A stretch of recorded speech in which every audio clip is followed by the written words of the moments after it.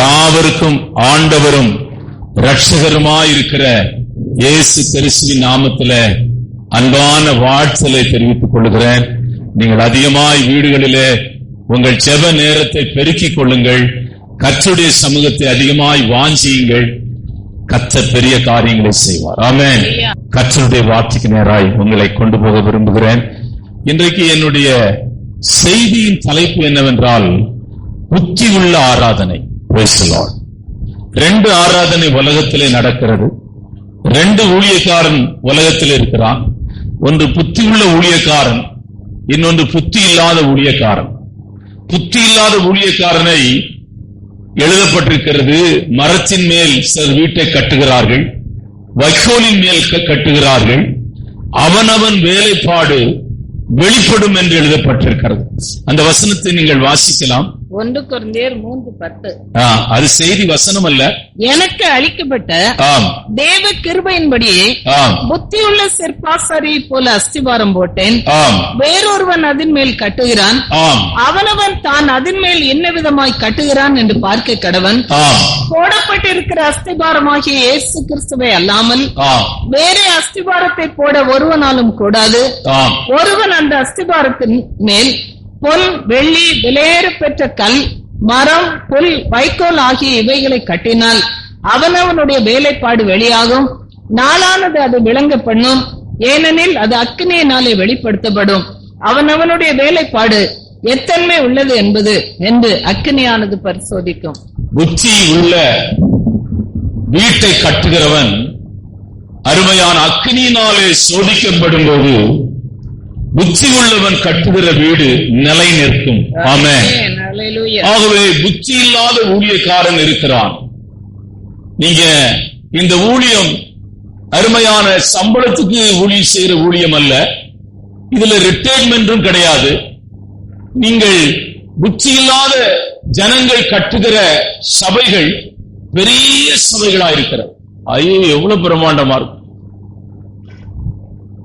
நிறைய ஜனங்க கூடுறாங்க, ஏகப்பட்ட ஜனங்க கூடுறாங்க ஆராதனையில. ஆனா புத்தி இல்லாத ஆராதனை எவ்வளவு பேர் கூட்டாலும் அது ஒண்ணும் பெருசு கிடையாது. ஒரு பேர் சொல்றாரு, பாஸ்டர் பெரிய கூட்டம், அங்கதான் நான் இருக்கிறேன், ஆனா இதுல இந்த சபையில இருந்து ஒரு 2 பேர் பரலோகத்துக்கு போவாங்களான்னு தெரியலங்கிறார். எனக்கு தூக்கி வாரி போச்சு. என்னடா அந்த பிரதர் இப்படி சொல்றாரு, 2 பேர் போவாங்களான்னு தெரியல, 2 பேரும் போறது கஷ்டம் போலுக்கு அப்படி சொல்றாரு. நீங்க ஒரு அருமையான ஒரு ஊழியக்காரனை நீங்கள் தெரிந்து கொள்ள வேண்டும் என்றால் வசனத்தை நீங்கள் தெளிவாக கற்றிருக்க வேண்டும். ஒரு சபையை நீங்கள் தெரிந்து கொள்ள வேண்டும் என்றால் எந்த நாட்டுக்கு போங்க வேலைக்கு, அங்க எல்லா நாடுகளிலும் சபைகள் இருக்கிறது. 2 சபை இருக்குது. ஒன்னு புத்தி உள்ள சபை இருக்குது, புத்தி இல்லாத சபை இருக்கு. ஆமென். ஆகவே புத்தி உள்ள சபை, ஒரு சபைக்கு நாங்க போயிருக்கிறேன், அவங்க ஆராதனை நேரம் 1 மணி நேரம் தான். நான் ஸ்பீடா போனேன். சரி, நம்ம மெசேஜுக்குள்ள போயிடணும், பாஸ்டர் பாத்திரணும், நம்ம எப்படியா ஒரு 15 நிமிஷம் அங்க பிரசங்கம் பண்ணணும்னு சொல்லிட்டு அவ்வளவு ஸ்பீடா போறோம். என்ன ஒரு வெள்ளக்காரர் தான் கூட்டிட்டு போனாரு. ஸ்பீடா அவரும் கார்ல போறாரு. நம்ம போய் பாஸ்டர் பாத்துருவோம், நீங்க அப்புறம் ஒரு 1/2 hour கேட்போம்ட்ட, இல்ல ஒரு 15 நிமிஷமாவது கேட்போம். நானும் அந்த வெள்ளக்காரன் அவ்வளவு ஸ்பீடா போனோம். ஆனா சர்ச்சை முடிஞ்சு போச்சு, பாஸ்டர் காணோம். ஆனா அங்க பார்த்தா ஜனங்க குடிக்கிறதும் சாப்பிடுறதும் சிரிக்கிறதும், ஐயோ சிரிச்சுக்கிட்டே இருக்கிறாங்க. அந்த வெள்ளக்காரங்க அப்படிதான் சிரிப்பாங்க. அரை மணி நேரம் சிரிப்பாங்க, 1 மணி அப்படியே சிரிச்சுக்கிட்டே இருப்பாங்க. பர்த்டே கேக் விட்டுவாங்க ஹோட்டல்ல, ஐயோ 10 பேர் உட்கார்ந்து சிரிப்பான் பாருங்க, அப்படி சிரிப்பான். ஏன்னா சிரிச்சா வியாதி வராதுன்னு ஒரு ஃபார்முலா அவங்க இருக்குது. சிரிச்சாலும் வியாதி வரும், அது சிரிக்கிற வியாதி. ஆமென். அதனால அப்படி செய்வாங்க. எல்லா நாட்டிலையும் புத்தி உள்ளவங்க இருக்கிறாங்க, புத்தி இல்லாத ஆராதனை இருக்கிறது. இந்த செய்தி உங்களை ஆவிக்குரிய செழிவை உண்டு பண்ணும் என்று நம்புகிறேன், ஆவிக்குரிய வெளிச்சத்தை உண்டு பண்ணும் என்று நம்புகிறேன். ஒரு தெளிவான கிறிஸ்தவ ஜீவியத்துக்கு நேராக உங்களை நடத்தும் என்று நான் விசுவாசிக்கிறேன். ஆமென். ரோமருக்கு எழுதின நிருபம் 12ஆம் அதிகாரம் 1ஆம். அப்படி இருக்க சகோதரரே, நீங்கள் உங்கள் சரீரங்களை பரிசுத்தமும் தேவனுக்கு பிரியமுமான ஜீவ பலியாக ஒப்புக் கொடுக்க வேண்டும் என்று தேவனுடைய இரக்கங்களை முன்னிட்டு உங்களை வேண்டிக் கொள்கிறேன். இதுவே நீங்கள் செய்யத்தக்க புத்தியுள்ள ஆராதனை. அருமையான ஆண்டவருடைய பிள்ளைகளே, அப்போஸ்தலனாகிய பவுல் ரோம் தேசத்தில் இருக்கிற சிதறி இருக்கிற கிறிஸ்தவ சபைகளுக்கு அதிகமாய் அவர் எழுதுகிற கடிதங்கள் எல்லாம் சிறைச்சாலையில் இருந்துதான் எழுதியிருக்கிறார். சிறைச்சாலையிலே அவர் அடைக்கப்படும் போது சிதறி கிடக்கிற சபைகளுக்கு நிறுவனங்களை அவர் எழுதி அனுப்புகிறார்.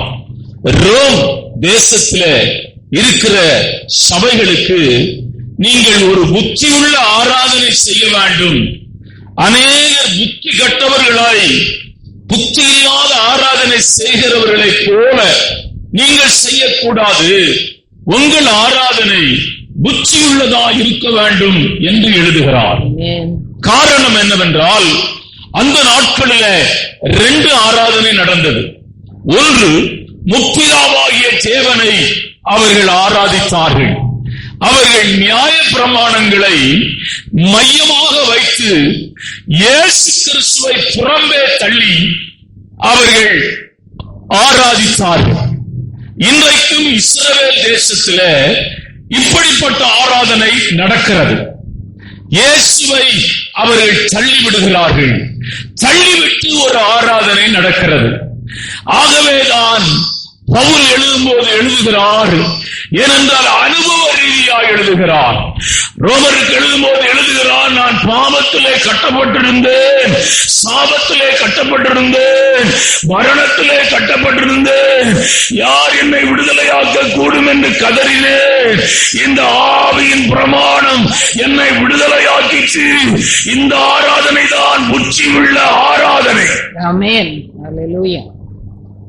நீங்கள் வேதத்தை ஆராய்ந்து பார்த்தால் புத்தி உள்ளவர்களையும் புத்தி இல்லாதவர்களையும், புத்தியுள்ள ஆராதனையும் புத்தி இல்லாத ஆராதனையும் நீங்கள் பார்க்கலாம். முதல் மனிதன் ஆபேல், காயின், அவர்கள் கர்த்தரை ஆராதிக்க போகிறார்கள். இந்த 2 பேரிலும் யார் புத்தியுள்ள ஆராதனை செய்தார்கள்? ஆபேல். ஆபேலுடைய ஆராதனை புத்தியுள்ள ஆராதனை. ஆகவே ஆபேலுடைய ஆராதனையை தேவன் அங்கீகரித்தார். காயின் கர்த்தரை ஆராதித்தான், ஆனால் அது புத்தி இல்லாத ஆராதனை. அருமையான கர்த்தருடைய பிள்ளையே, 2வது சில குறிப்புகளை வேதத்திலிருந்து சொல்லிக் கொண்டே போகிறேன். 10 பேர் ஆண்டவரை மணவாளனை சந்திக்கும்படியாய் போனார்கள். அதில் 5 பேர் மாத்திரம் புத்தி உள்ளவர்கள், 5 பேர் புத்தி இல்லாதவர்கள். நல்ல கவனமாய் கேளுங்கள். இந்த புத்தி உள்ளவர்கள் எப்பேற்பட்ட சபையில் இருந்தார்கள்? புத்தியுள்ள சபையில் இருந்தார்கள். இந்த பையன் இவ்வளவு ஸ்டடிஸ் இவ்வளவு நல்லா இருக்குது. எந்த ஸ்கூல்? அமலாப்பங்கிறாங்க, கூடுங்கிறாங்க, பெட்டிசமனாருங்கிறாங்க. அப்போ புத்தியுள்ள ஒரு மனுஷன் ஆவிக்குரிய ஜீவியத்துல, புத்தியுள்ள ஒரு மனுஷன் அவருடைய ஆவிக்குரிய ஜீவியத்தின் அஸ்திவாரம் புத்தியுள்ளதா இருக்க வேண்டும் என்றால் அவர்கள் புத்தியுள்ள சபையில் இருக்கணும். ஆமா. புத்தி உள்ள சபையிலே கர்த்தரை ஆராதிக்க வேண்டும். இவங்க இந்த 5 பேர் புத்தி இல்லாம போனதுக்கு காரணம் என்ன? அவர்கள் தீவெட்டி எடுத்துக் கொண்டார்கள், மணவாளனை சந்திக்க புறப்பட்டார்கள், மணவாளனை சந்திக்கிற ஒரு பிரயாணத்தில் இருந்தார்கள். எண்ணெயை கொண்டு போகவில்லை. ஏன் எண்ணெயை கொண்டு போகவில்லை என்றால் எண்ணெயின் மேன்மையை அறியாத ஒரு சபையில் அவர்கள் இருந்தார்கள். அசுத்தாவிய பற்றி ஒரு தெளிவான அறிவில்லாத அருமையானவர்களே இருக்கிற சபையில இருக்கிறவர்கள் யார்? புத்தி இல்லாதவர். அது எவ்வளவு பெரிய சபையா இருக்கட்டும், எவ்வளவு பெரிய கட்டடமா இருக்கட்டும், எவ்வளவு பெரிய பணம் இருக்கட்டும், இங்கெல்லாம் வாங்கி சோப்பு கீப்பு அது இதெல்லாம் போட்டு ஜம்முன்னு இருக்கிறாங்க. ஆளை பார்த்தா எல்லாம் பாக்குறது புத்தி இல்லாத ஜனம்.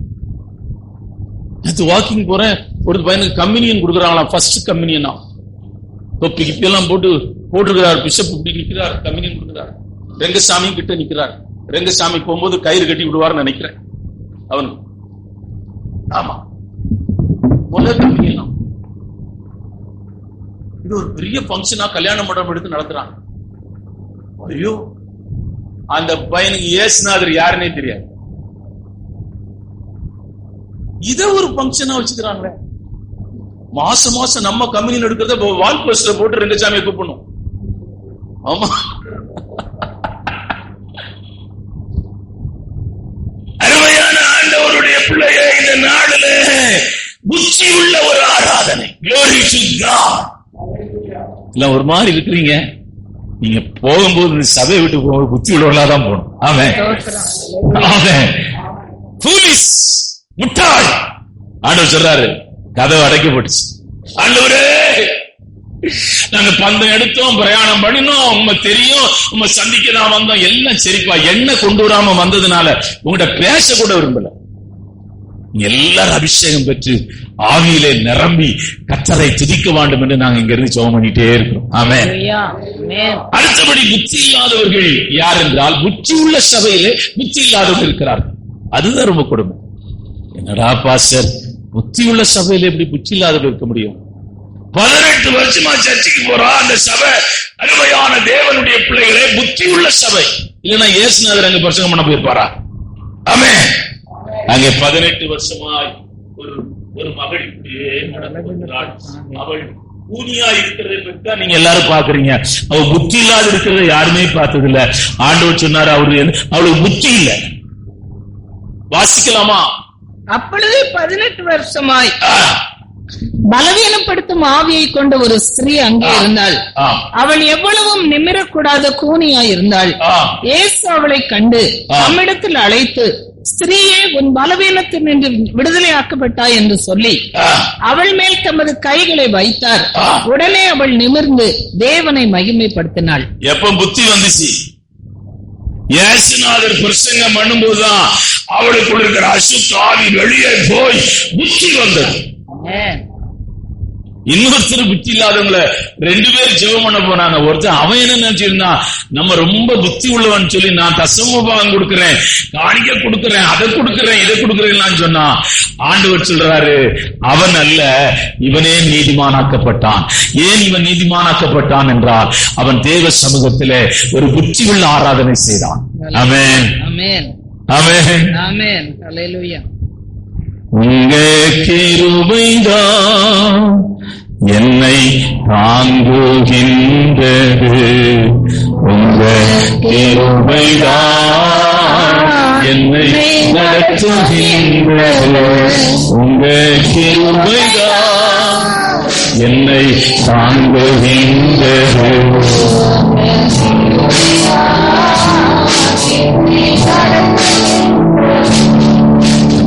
ஒரு சபைக்கு போனா வியாபாரம் நடக்குதாங்க, வரிசையா பண்டிகையாம். ஒரு வடையை வச்சு 5 ரூபாய், ஒருத்தன் சொல்றான் 10 ரூபாய், ஒருத்தன் சொல்றான் 15 ரூபாய். அவங்க அது கேட்கறதுக்கு நல்லா இருக்கு. அதையெல்லாம் வித்து சர்ச்சுக்கு கட்டுறதுக்கு கொடுக்க போறோம். கேட்கறது நல்லா தானே இருக்குது. வடை வித்தாயா சர்ச்சு கட்டணும்? இயேசுநாதர் அவ்வளவு பிச்சைக்காரராயா? உன் வடையும் நீ கொண்டு வர்ற சுண்டலும் பொங்கலும் வித்தாயா சர்ச்சுக்கு மெயின்டைன் பண்ணணும்? இயேசுநாதர் அவ்வளவு கேவலமா போயிட்டாரா? அங்க இருக்கிற சிலையெல்லாம் பணத்தை எண்ண முடியாம திணறிட்டு கிடக்குறான். இங்க வடை வித்து சர்ச்சை கட்டணுமா? இந்த வடையும் வேண்டாம் சர்ச்சும் வேண்டாம் போ. இதெல்லாம் வியாபாரம் மாதிரி தெரியுது. நம்பர் 1 ஒருத்தன் இப்படியே பிடிச்சி போறான். என்னப்பா என்ன விஷயம்? இல்ல நான் எலெக்ஷன்ல நிக்கிறேன். ஓடி போயிரு, பிச்சு போடுவேன். எலெக்ஷன்ல நிக்கிறியா? இது என்ன எலெக்ஷன் பண்ற இடமா இது? ஓடி போயிரு, வரலோகம் போக முடியாதையா? இதெல்லாம் கிறிஸ்தவ சங்கங்களையா? கொஞ்சம் நீங்க விவரமான ஆட்களா இருந்தா நீங்க புரிஞ்சுக்குவீங்க. விவரம் இல்லாத ஆட்களை என்ன செய்ய முடியும்? சிலருக்கு சில இடத்துக்கு போனோம்னா விவரம் வரும். ஒரு அம்மா அபிஷேகம் பெற்ற ஒரு அம்மா பேர் கிறிஸ்தவ சபைக்கு போச்சான். அவ அங்க பாட்டு பாடிட்டே இருந்திருக்கு. இந்த அம்மா பாட்டு கேட்டாலே பழக்கின சபை, அருமையான ஆவிக்குரிய சபையில் இந்த அம்மாவுக்கு பாட்டு வந்தாலே அபிஷேகம் வந்துடும்.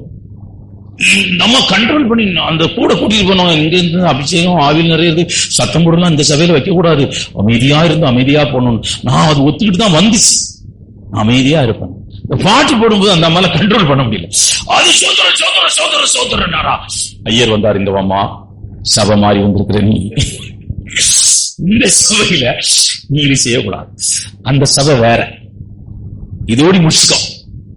ஐயா நான் தெரியாம பண்ணிட்டேயா, நான் அடுத்த வாரத்திலிருந்து செய்ய மாட்டேன். சரி பரவாயில்ல. அடுத்த வாரம் வந்துச்சு. முதல் பாட்டுக்கு அது ரொம்ப கடிச்சு எடுத்து இருந்துச்சு. ஐயர் என்ன நினைச்சார், பரவாயில்ல இந்த அம்மா தெரிஞ்சிச்சு. 2வது பாட்டுக்கு அது கண்ட்ரோலே பண்ண முடியல. போன வாரமாவது சோத்திரம் பண்ணிச்சு, இந்த வாரம் அந்நிய பாஷை பேச ஆரம்பிச்சு. குடிச்சாங்க, ஆராதனை நிறுத்தினாங்க. 4 பேரு தூக்கி கொண்டு போய் வெளியே விட்டுருங்கட்டான். ஒரு 4 பேர் வந்து தூக்கி கொண்டு போகும்போது அந்த அம்மா சொல்லிச்சான், இயேசுநாதர் சுமக்க ஒரே ஒரு கழுதை தான் வந்துச்சுங்க, 4 கழுதை என்ன சுமக்குது?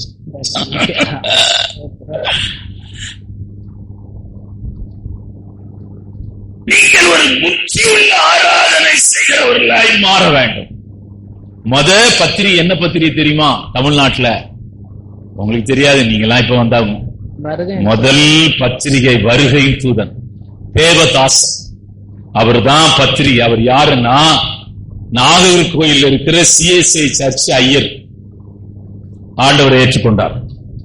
அவங்க ஒரு பெரிய மிஷினரி இயக்கமே வச்சிருக்கிறாங்க நாகர்கோயில். அவரை வெளியே சொல்லிட்டாங்க. அந்த கிரேஸ் சர்ச் அங்க நாகர்கோயில் உள்ளவங்க இருக்கிறதுனால சொல்றேன். கிரைஸ்ட் சர்ச் அதுக்கு வெளியே ரெடிமேடு தண்ணி தொட்டியை கொண்டு வந்து இந்த ஊத்துவானுங்க பாருங்க, கொட்டடிப்பானுங்க. இந்த சர்வீஸ் முடிச்சுங்கெல்லாம் வெளியே வரும்போது ஊத்தடிச்சு கொட்டடிச்சு எங்களை போல ஒரு பாஸ்டர் கொண்டு அவருக்கு ஞானஸ்தானம் கொடுத்தோம். அங்க இருக்கிற எல்லாம் பெரிய தகராறு, அங்கேயே தூக்கி வெளியே போட்டு போயாள். நான் சொன்னேன், இந்த அங்கி அவர் சொல்றாரு எனக்கு ஏசுநாடு கொடுத்தாரு, இந்த அங்கியோடிதான் நான் என் ஊழியத்தை செய்வேன்.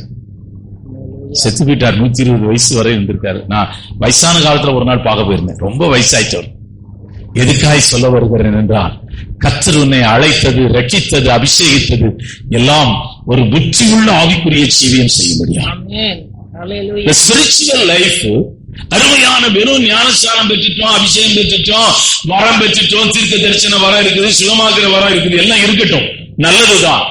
ஆனா உன்னுடைய ஆவிக்குரிய பகுதி, நீ நடத்துகிற சபை ஒரு புத்தியுள்ள கூட்டத்தை கட்டி எழுப்பும்படியாய் கர்த்தர் உன்னை தெரிந்திருக்கிறார்.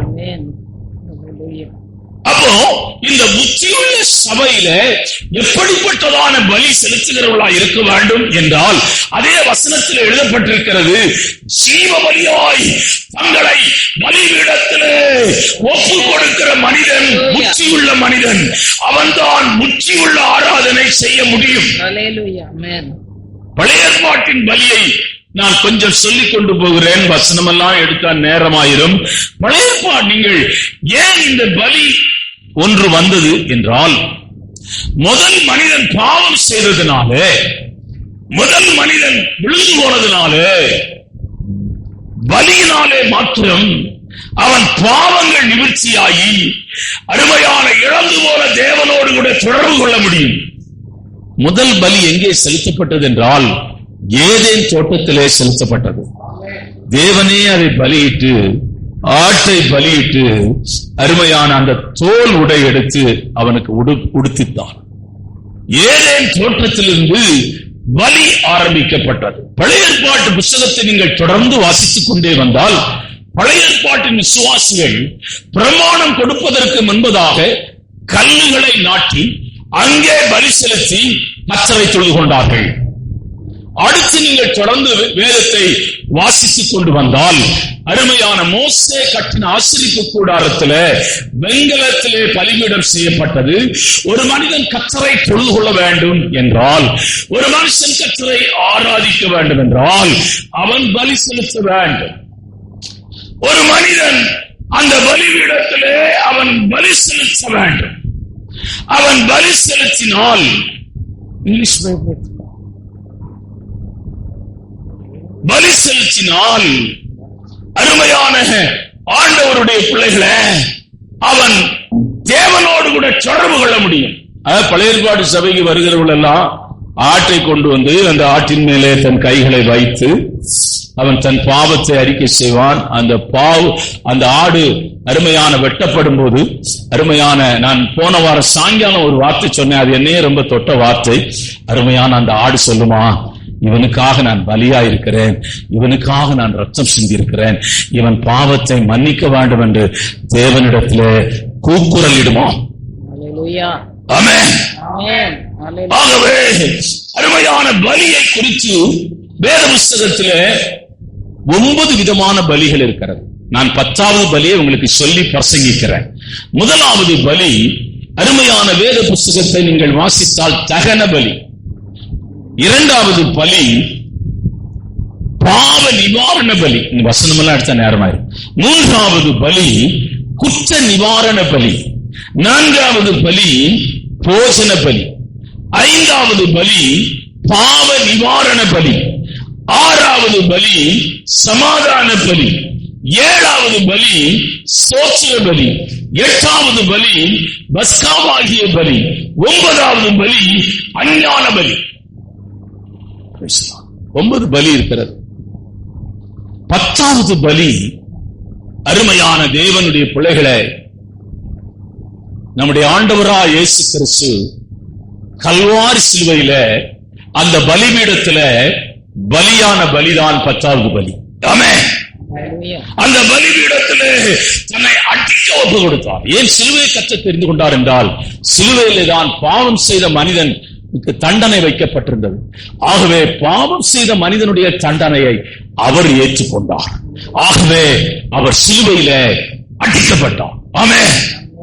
இதை விசுவாசிக்கிறவன் இந்த பலிபீடத்திலே அருமையான சிந்தப்பட்ட இரத்தத்தையும், இந்த பலிபீடத்திலே அடிக்கப்பட்ட இயேசுவையும், இந்த பலிபீடத்திலே நொறுக்கப்பட்ட அருமையான இயேசுவை, அவன் இந்துவோ முஸ்லிமோ கிறிஸ்தவனோ நாத்திகனோ முஸ்லிமோ அவன் எந்த மதத்தை சேர்ந்தவனாயிருந்தாலும் நான் பாவி என்று இந்த பலிபீட தண்டையிலே வந்து இந்த இயேசுவை அவன் விசுவாசித்தால் அவனுடைய பாவங்கள் மன்னிக்கப்படும். இயேசுநாதர் ஒன்னும் கிறிஸ்தவங்களுக்காக வரல, கிறிஸ்தவ மதத்தை ஸ்தாபிக்கவும் வரல. எல்லாம் தப்பா புரிஞ்சுக்கிட்டு இருக்கிறான். அவர் உலக ரட்சகர். ஆமென். அவர் உலகத்தின் ரட்சகர். ஆகவே அருமையான இந்த நீங்க வாசிக்கலாம். எபேசியருக்கு நிறுவனம் 5ஆம் அதிகாரம் 2ஆம் தம்மை தேவனுக்கு சுகந்த வாசனையான காணிக்கையாகவும் பலியாகவும் ஒப்புக் கொடுத்து நம்மில் அன்பு கூர்ந்தது போல நீங்களும் அன்பிலே நடந்து கொள்வீர்கள்.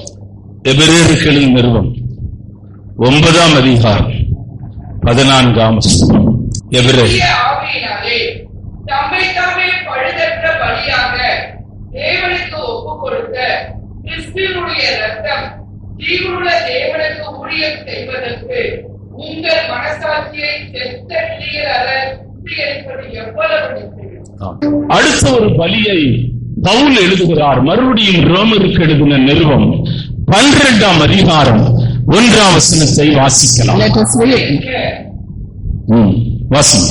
நீங்கள் உங்கள் சரீரங்களை பரிசுத்தவும் தேவனுக்கு பிரியமான ஜீவ பலியாக ஒப்புக் கொடுக்க வேண்டும் என்று தேவனுடைய இலக்கங்களை முன்னிட்டு உங்களை வேண்டிக் கொள்கிறேன். இதுவே நீங்க செய்யத்தக்க புத்தியுள்ள ஆராதனை. Romans chapter 12 and verse 1. Therefore, I urge you, brothers and sisters, in view of God's mercy, to offer your bodies as a living sacrifice, holy and pleasing to God. This is your true and proper worship.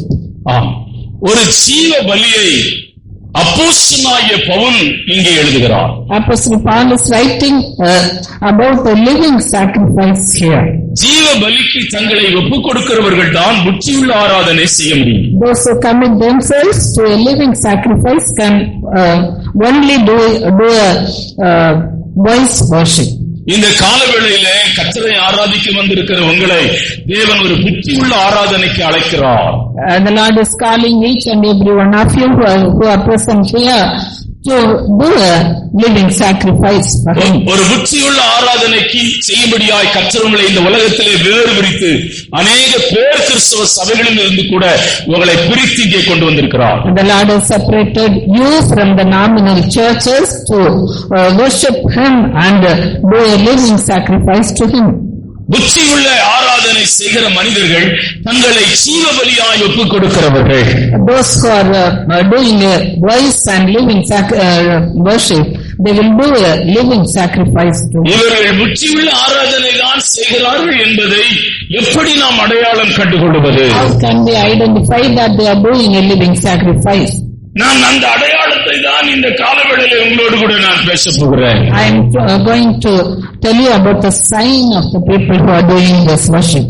நிறைய பேர் கர்த்தரை ஆராதிக்கிறார்கள். Many people are worshiping the Lord. உலகம் முழுவதும் கிறிஸ்தவ சபைகள் இருக்கிறது. And there are so many churches around the world. ஆனால் இந்த காலவேளையிலே அருமையான தேவனுடைய புத்தியாய் கர்த்தரை ஆராதிக்கிற எத்தனை சபைகள் உலகத்திலே காணப்படுகிறது? How many churches are worshiping the Lord wisely? புத்தியாய் ஆராதிக்கிற தேவனுடைய பிள்ளைகள் எத்தனை பேர் இங்கே இருக்கிறீர்கள்? How many of you are present here do the living worship? அவர்களுடைய முதல் அடையாளம் என்னவென்றால், the first sign of them is அவர்கள் மறைந்திருக்கிற ஒரு கிறிஸ்தவ ஜீவியம் செய்கிறவர்கள். and they are doing a Christian life which is hidden. எந்த இடத்திலும் தங்களை வெளிப்படுத்த விருப்பம் இல்லாதவர்கள். They never want to reveal themselves. நாம் அருமையான நம்மை தேவன் அழைத்திருக்கிறார்.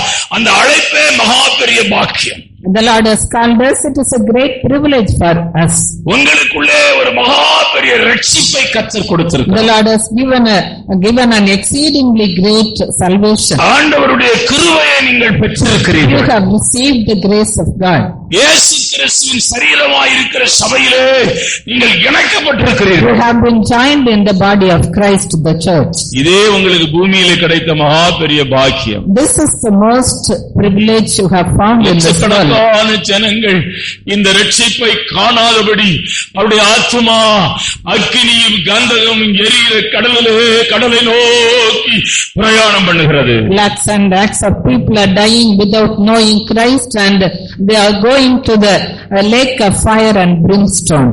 நீங்கள் தாழ்மையான ஒரு ஜீவியத்திற்கு உங்களை ஒப்புக் கொடுக்க வேண்டும். You have to commit yourselves to a humble life. அது உங்கள் ஆவிக்குரிய ஜீவியத்தின் அலங்காரமாயிருக்கும். That will be a adornment for you in your spiritual life. உங்கள் ஆவிக்குரிய ஜீவியத்தை அழகுபடுத்தும். And it will adorn you in your spiritual life. நீங்கள் பேசப்படுகிற ஒருவராயிருப்பீர்கள். And you will be a person who is being உங்கள் spoken. தாழ்மை பேசப்படும். Your humbleness will be spoken. யோவான் ஸ்நானகனை குறித்து நீங்கள் வேதத்திலே வாசித்தால், If you read about John the Baptist, ஸ்திரீகளின் வயிற்றிலே பிறந்த அவனைப் போல பெரியவன் ஒருவனும் இல்லை. and no man such great than John the Baptist. அவன் விசேஷித்த அபிஷேகம் பெற்றவன். And he was baptized in a special manner. அவன் ஒரு வல்லமையான ஊழியக்காரன். He is a mighty and powerful man of God. அவன் தேவனுடைய சத்தமாயிருந்தான். He was the voice of the God in the wilderness. Mark எழுதின சுவிசேஷம் 1ஆம் அதிகாரம் 7ஆம் வசனம். Gospel of Mark chapter 1 and 7. அவன் என்னிலும் வல்லவர் ஒருவர் எனக்கு பின் வருகிறார். என்னிலும் வல்லவர் ஒருவர் எனக்கு பின்னே வருகிறார். அவருடைய பாதரட்சையின் வாரை குனிந்து அவிழ்ப்பதற்கு நான் பாத்திரன் அல்ல. Mark chapter 1 and 7. And this was his message. After me comes the one more powerful than I, the straps of whose sandals I am not worthy to stoop down and untie. நீங்கள் சபையில் இருந்தாலும் ஒரு தாழ்மையான இடத்திலே தான் நீங்கள் இருக்க பிரயாசப்பட வேண்டும். Though you are inside the church, you need to be humble. இயேசு கிறிஸ்து சீஷனுடைய கால்களை போய் கழுவினார். Jesus Christ washed the feet of his disciples. தாழ்மையை கற்றுக் கொடுத்தார். He taught his disciples the life of humbleness. அருமையான தேவன் அவர் ஊழியம் கொள்ள வராமல் ஊழியம் செய்ய வந்தார். He did not come to receive ministry, but he ministered the people. அநேக ஆவிக்குரிய ஜனங்கள் சபைக்கு ஆசீர்வாதமா இல்லாது போக காரணம் என்ன?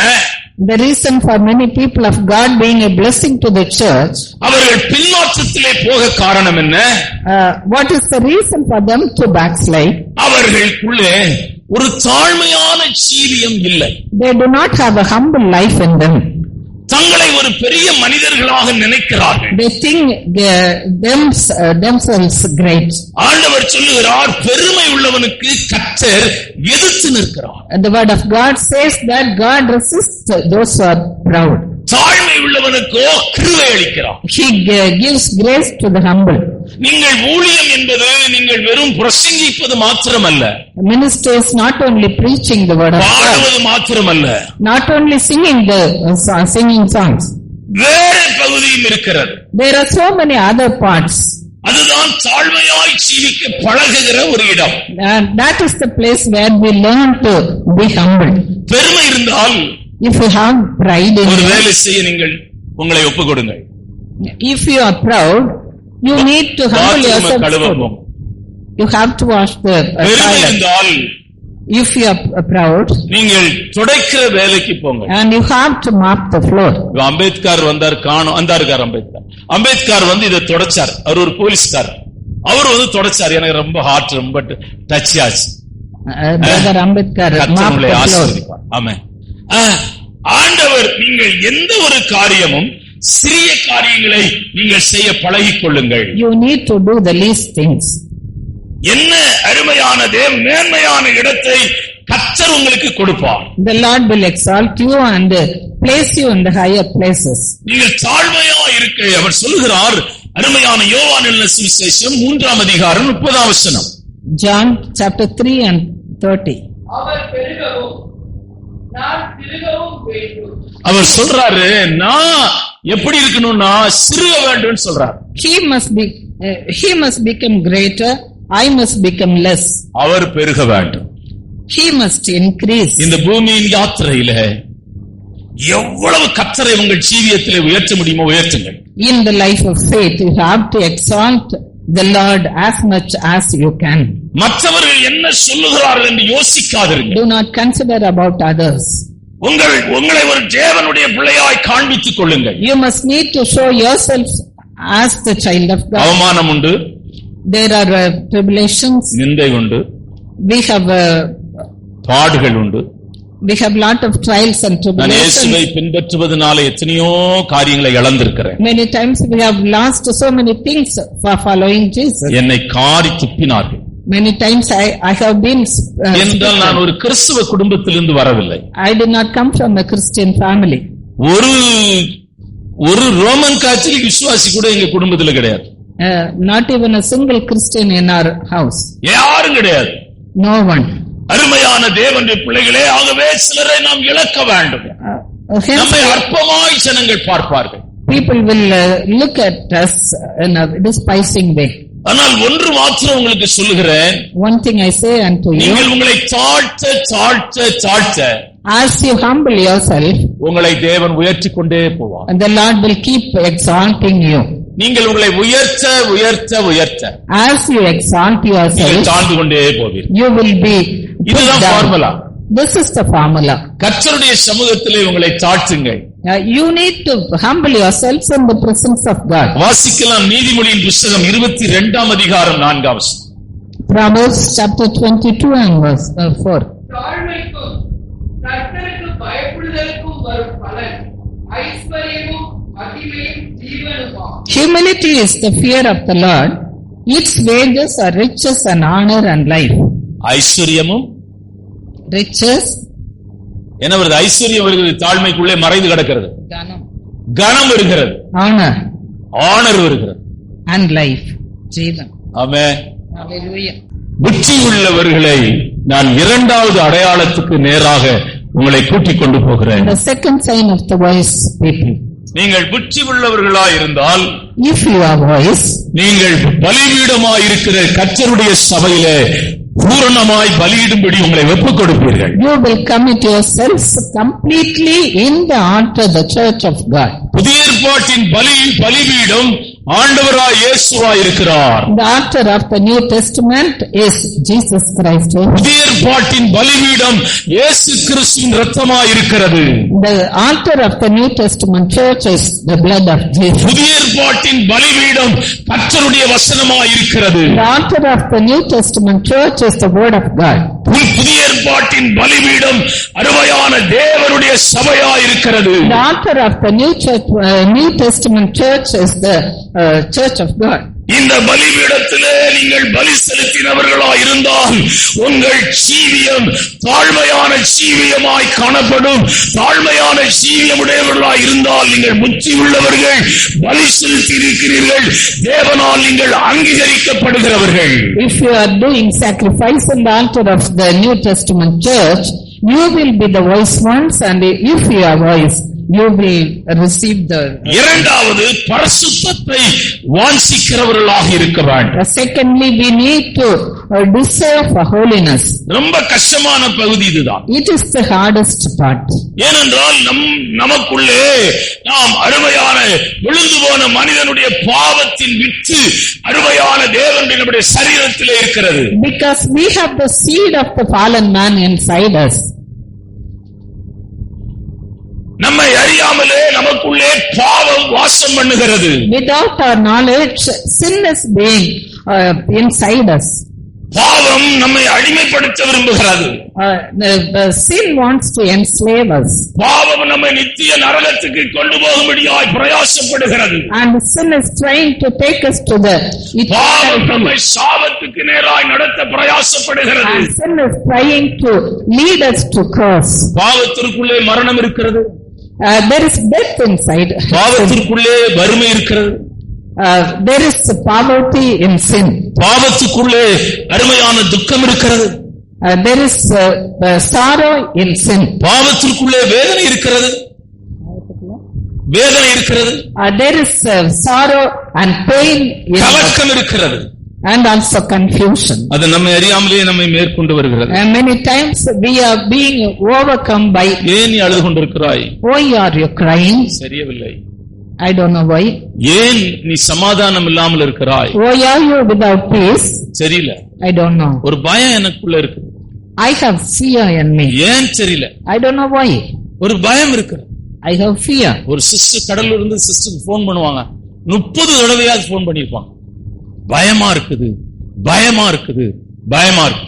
அவங்க ஜிக்வர் ஸ்டாப் நட்ஸ் பாராசிட்டமால் சாப்பிடுறதுக்கு இவங்க சொல்றாங்க. அது சாப்பிட்டா சைடு எஃபெக்ட் வருமா? இவங்களுக்கு கோமே வந்து போச்சு. ஒரு நர்ஸ் பாராசிட்டமால் சாப்பிட்டா சைடு எஃபெக்ட் வருமா? அவ போன் பண்றா. அவட பேச இந்த அம்மா உருவி விட்டுருவாங்க. பேச இஷ்டப்பட மாட்டாங்க. எதுக்காக சொல்லுகிறேன்? ஒரு பயம் அவர்களை பிடிச்சிருக்கிறது. People are caught by fear. எப்படின்னு தெரியாது. They don't know how it happens. மெடிக்கல்ல மொத்தமா ஒண்ணு வச்சுக்கிறாங்க, மெண்டல். நீ இந்த மாதிரி ஒரு ட்ரீட்மெண்ட் போனீங்கன்னா அங்க வெளிநாட்டுல கம்பல்சரி எல்லாம் போவாங்க. மனநல பாதிக்கப்பட்ட மருத்துவர், இங்க மனநல பாதிக்கப்பட்டவங்க மருத்துவருக்கு போனா அங்க வந்து நம்ம இந்தியாவில் அவ்வளவு அதுக்கு வேல்யூ இல்லை. மெடிசன்ஸ் தான் ரொம்ப வேல்யூ, மற்றதுக்கெல்லாம் வேல்யூ விட. அங்க அப்படி கிடையாது. மனநல மருத்துவர்கள் தான் வேலை. அவங்களை தேடி நிறைய பேர் போவார்கள். ஏனென்றால் அவர்களுக்கு எல்லாம் இருக்கிறது, பாவத்திலே கட்டப்பட்டிருக்கிறார்கள். People are bound in sin. அங்கே பாவம் தண்ணீர் போல திறந்து விடப்பட்டிருக்கிறது. And people are drinking sin as water.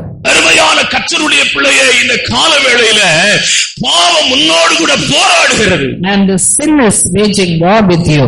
உனக்கு கடைசி கொஸ்டினுக்கு என்ன ஆன்சர் கிடைக்குதுன்னா, கோபப்பட்டுட்டே இருக்கிறோம், கோபத்திலிருந்து விடுதலையாக முடியாது. உங்க அப்பா குணம், உங்க தாத்தா அப்படிதான் இருந்தார், உங்க அம்மா அப்படிதான் இருந்துச்சு, உங்க அப்பா அப்படி, இதான் ஆன்சரா இருக்கு. இரண்டாவது அருமையான பொறாமைகள், எரிச்சல்கள், பகைகள், கோள் சொல்லுதல், கண்கள் இச்சை, மாம்சத்தின் இச்சை, இது எல்லாம் நம்மோடு கூட போராடுவோம். Lust, jealousy, anger, and all these sins are struggling and waging war with us. பரிசுத்தமாய் வாழ முடியுமா? Can we lead a holy life? முடியும். Yes. இந்த வேதம் முடியும் என்று சொல்லுகிறார். The word of God says that we can lead a holy life. அவன் நம்மை பரிசுத்தத்துக்கு என்று அழைத்திருக்கிறான். Because the Lord has called us for holiness. நம்மை அசுத்தத்துக்கு அல்ல, not for unholiness. பரிசுத்தத்துக்கு என்று அழைத்திருக்கிறான். And he has called us for holiness. அதுதான் பவுல் சொல்லுகிறான், நான் நிர்பந்தமான மனுஷன்.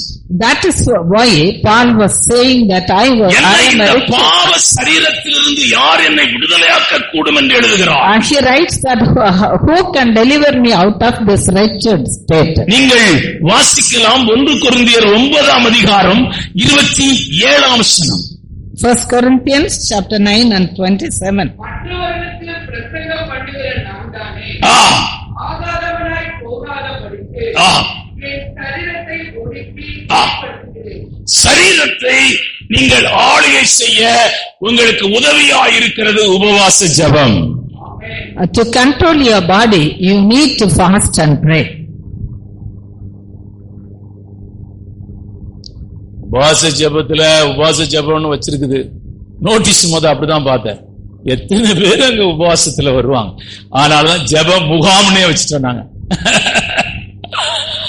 அது வேற அந்த நோட்டீஸ பார்த்தோம்னா இது உபவாசம், இது நமக்கு ஒத்து வராது. 10 இட்லி சாப்பிட்டாதான் காலையில சரி வரும். சிலருக்கு காலையில இட்லி ஒரு 10 ஒரு டீ எல்லாம் சாப்பிட்டாதான் சரி வரும். நீங்கள் கர்த்தருடைய சமூகத்தில் உங்கள் சரீரத்தை ஆளுகை செய்ய ஒப்பு கொடுக்க வேண்டும். You need to commit your body in the presence of God. என் சரீரத்தை நான் ஒடுக்குகிறேன் என்று எழுதுகிறான். And he says that I have controlled my body. நல்ல ஒரு வசனம் எழுதுகிறார். 1 கொரிந்தியர் 15ஆம் அதிகாரம் 46ஆம் வசனம். 1 Corinthians chapter 15 and 46. எங்களுக்கோ ஆவிக்குரிய சரீரம் உங்களுடையது அல்ல, எங்களுக்கோ கிறிஸ்துவின் சிந்தை உண்டாயிருக்கிறது. எங்களுக்கோ கிறிஸ்துவின் சிந்தை உண்டாயிருக்கு. அந்த வசனத்தை எடுத்தவர்கள் வாசிக்கலாம். எடுத்தீங்களா?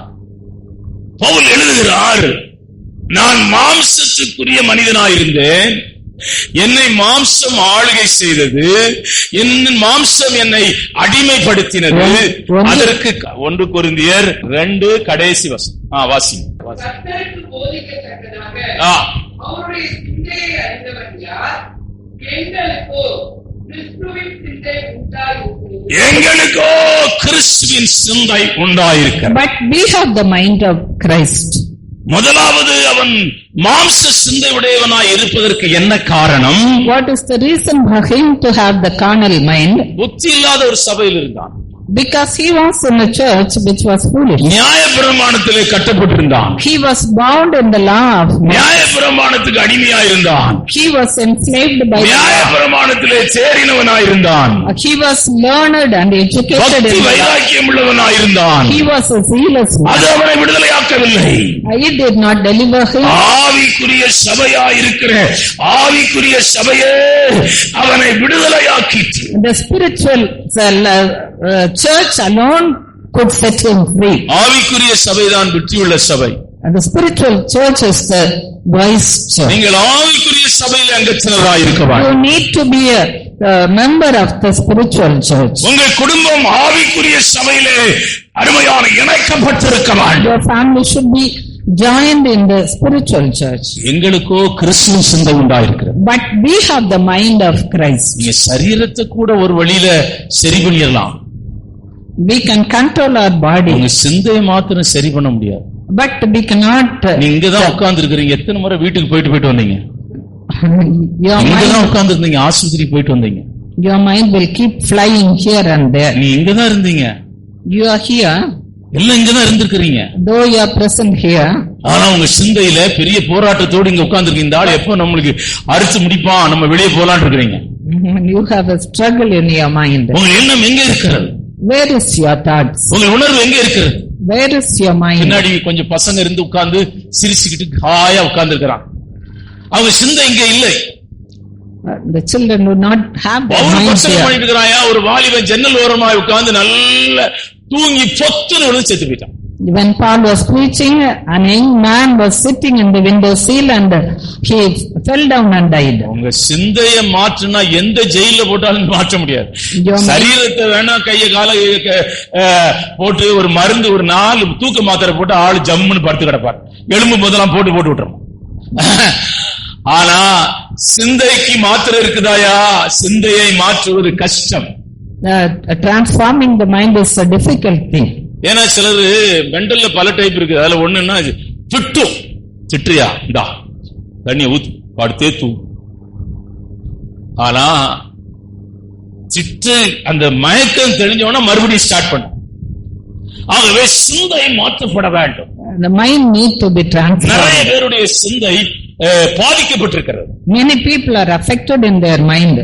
தோல்வியினாலே அவர்கள் பாதிக்கப்பட்டிருக்கிறார்கள். They are affected by failures.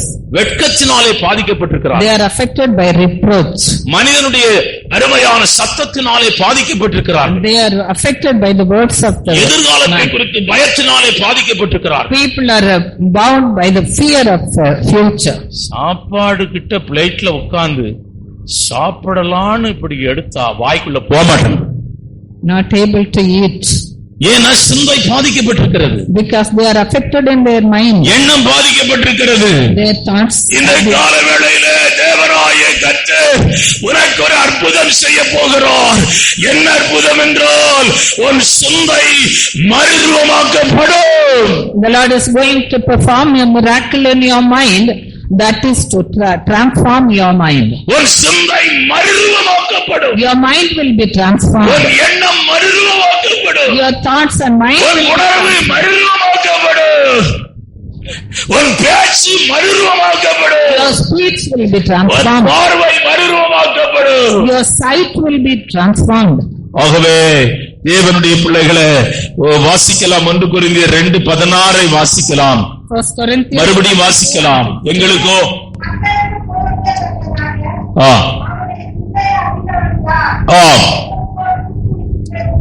இதுதான் புத்தியுள்ள மனிதன். This is the characteristic of a தவறு செய்யாதவர்கள் யாருமே பூமியில இல்லை. There is no one who has done no mistake. நாம் பலமுறை விழுந்திருக்கிறோம்.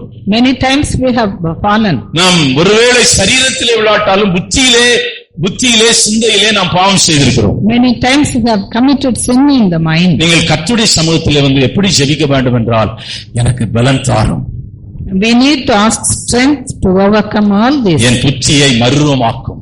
Transform my mind, O Lord. உம்மை போல மாற வேண்டும். Let my mind be like yours. என் பேச்சு உம்மை போல மாற வேண்டும். Let my speech be என் பார்வை உம்மை போல மாற வேண்டும். Let my sight be N like உணர்வு உம்மை yours. போல மாற வேண்டும். Let my feelings என் கிரியைகள் உம்மை போல மாற வேண்டும். Let my works be deeds be like yours, மூன்றாவது Lord. புத்தி உள்ளவர்களை உங்களுக்கு அடையாளம் காட்டுகிறேன். The third sign of the wise people. புத்தி உள்ளவர்கள், Those who are wise. அருமையான மூன்றாவது புத்தி உள்ளவர்கள், praise the Lord, தேவனுடைய சமூகத்திலே அல்லது கர்த்தர் தனக்கு கொடுத்த சபையிலே ஊழியக்காரனிடத்திலே அடங்கி இருப்பார்.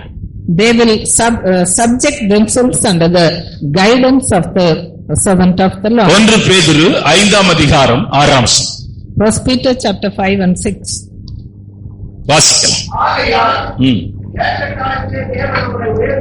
ஏற்ற காலத்துல தேவன் உங்களை உயர்த்தும்படிக்கு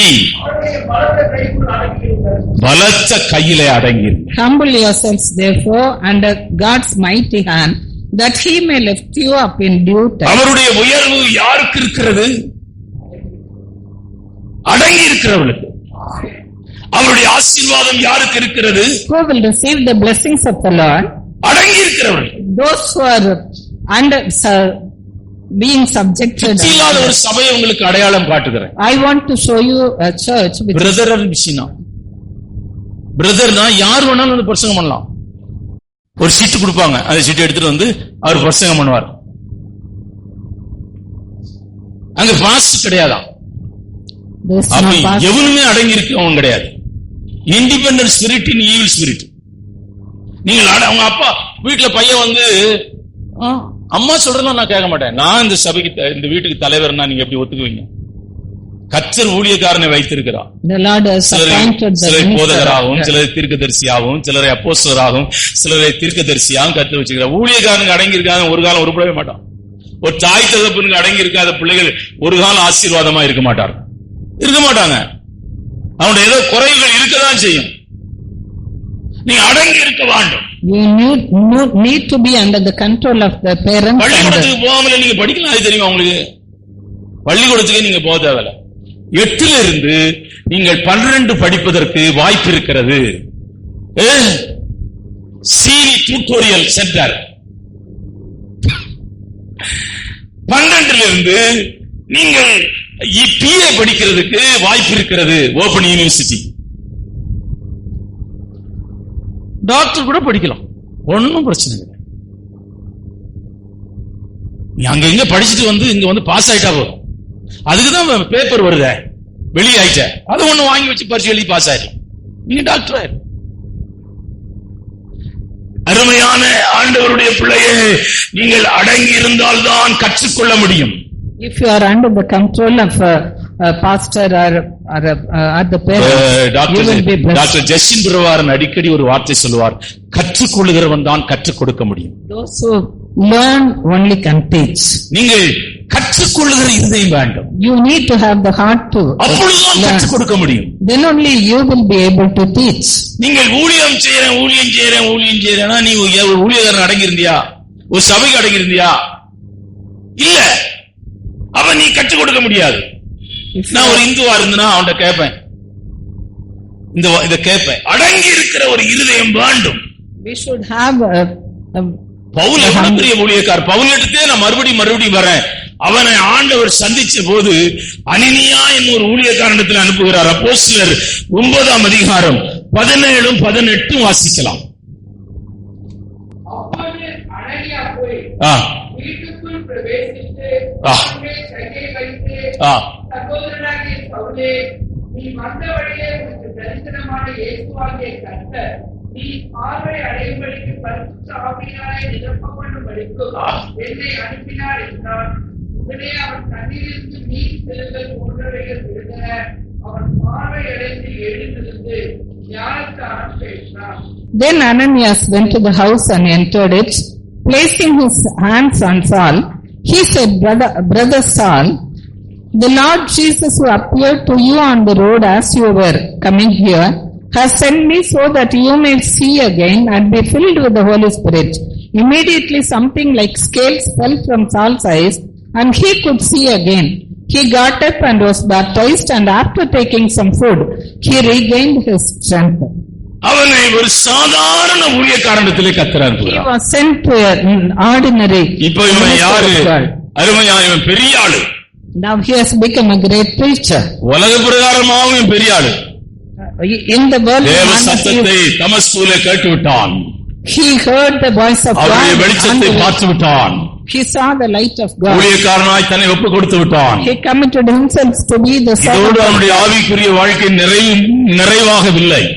His spiritual life is not fulfilled yet. கர்த்தர் அவனை உருவாக்க ஒரு ஊழியக்காரனிடத்திலே அனுப்புகிறார். The Lord sent him to a minister of God. இந்த இருதயம் நீங்கள் இருந்தால் தான் பெரிய இடத்துக்கு வர முடியும். If you have such a humble heart, you will come to a high place. Brother D G S நகரன் கடலூர்ல பேங்க்ல வேலை செய்யும் போது பாண்டிச்சேரியில ஒரு சபைக்கு ஆராதனைக்கு மனைவி பிள்ளைகளாய் வருவார். அந்த பாஸ் தான் முதல் சபை பாண்டிச்சேரியில, அந்த தான் அந்த சபை தான். அந்த பாஸ் சில்வானஸ்னு ஒரு பாஸ், கொஞ்சம் பேர் தான் வருவாங்க. அவரும் அவருடைய மனைவி கடலூர்ல இருந்து ஆராதனைக்கு வருவாங்க. யோசிச்சு பாருங்க, அவர் எவ்வளவு பெரிய மனிதன். உலகம் முழுவதும் கர்த்தரால் உபயோகப்படுத்தப்பட்ட ஒரு மனுஷன். நீ டிஜிஎஸ் தினகரன்னா உலகத்தில் தெரியாதவங்களே கிடையாது. நான் எதுக்காய் சொல்ல வருகிறேன் என்றால், உருவாக்க தன்னை ஒப்பு கொடுத்தவர்கள் தான் அருமையான மற்றவர்களை உருவாக்க முடியும். Those who commit themselves to be recreated can recreate other people. எரேமியா தீர்க்கதரிசன புத்தகம் 18ஆம் அதிகாரம் 1, 2, 3, 4 வாசிக்கலாம். ரோமர்கள் நிறுவம் 10ஆம் அதிகாரம் 21ஆம் வசனம்.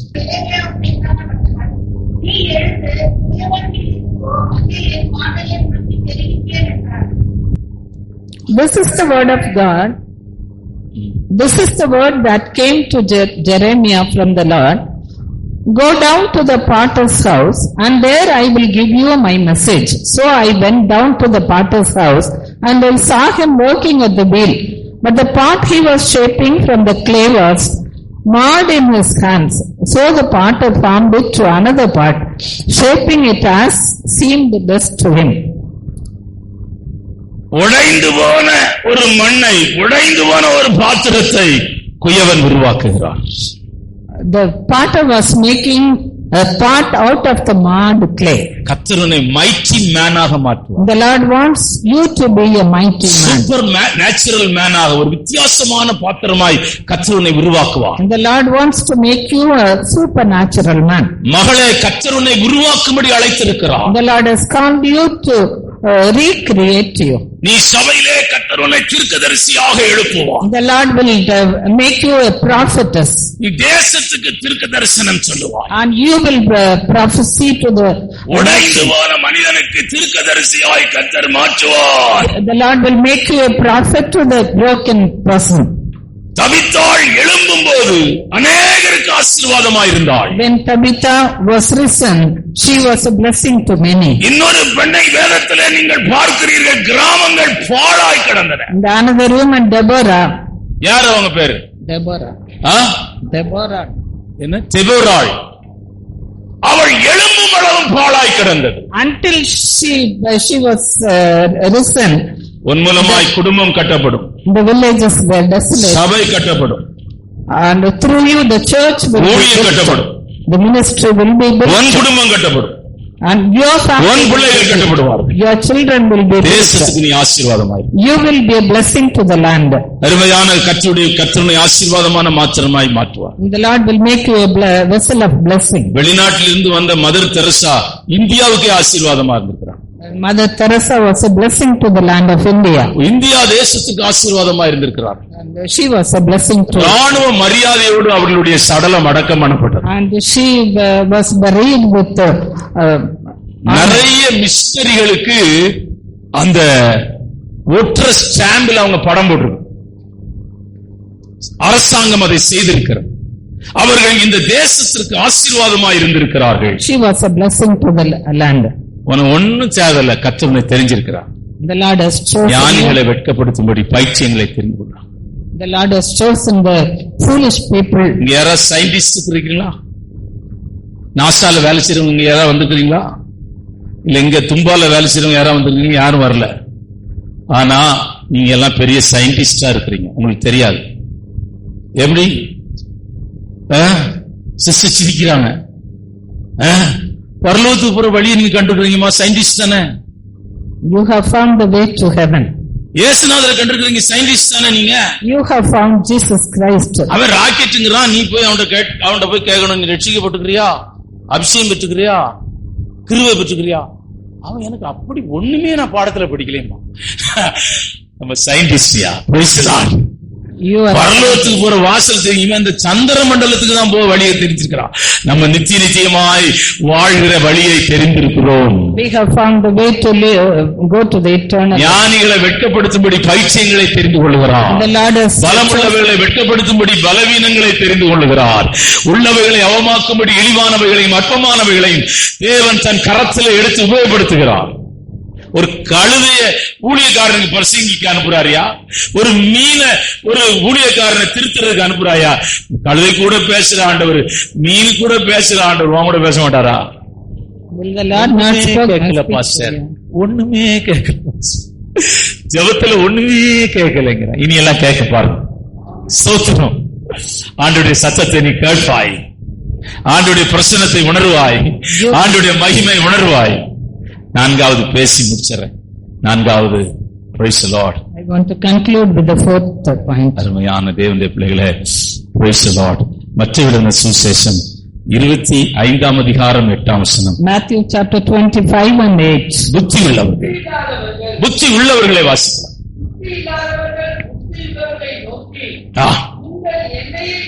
புத்தி உள்ளவர்கள் போதும், அதை ரொம்ப எக்ஸ்பிளைன் பண்ண விரும்பல. புத்தி உள்ளவர்கள், அருமையான தேவனுடைய பிள்ளைகளே, ஒரு புத்தி உள்ள ஆராதனை எங்கே நடக்கிறது தெரியுமா? பரலோகத்திலே நடக்கிறது. The voice worship is you can see. வெளிப்படுத்தின புத்தகத்தை நீங்கள் வாசித்தால் பரிசுத்தவான்கள் கர்த்தரை இரவும் பகலும் ஆராதித்துக் கொண்டிருக்கிறார்கள். In the book of Revelation it is written that the saints are worshiping the Lord day and night. இரவும் பகலும் சேனைகளின் கர்த்தர் பரிசுத்தர், சேனைகளின் கர்த்தர் பரிசுத்தர், சேனைகளின் கர்த்தர் பரிசுத்தர் என்ற சத்தம் இரவும் பகலும் கேட்டுக்கொண்டிருக்கும். அந்த ஆராதனையில புத்தி உள்ளவர்கள் இணைக்கப்படுகிறார்கள். And those voice will be joined in that worship. அந்த ஆராதனையிலே புத்தி உள்ளவர்கள் சேர்க்கப்படுகிறார்கள். And the wise people will be added to that church. அந்த ஆராதனையிலே உன்னை புத்தி உள்ளவர்களாய் மாற்ற இந்த சபைக்குள்ளே கர்த்தர் உன்னை கொண்டு வந்திருக்கிறார். To make you a wise person, the Lord has brought you to this church. நாம் ஜெபிக்கலாம். Let us pray.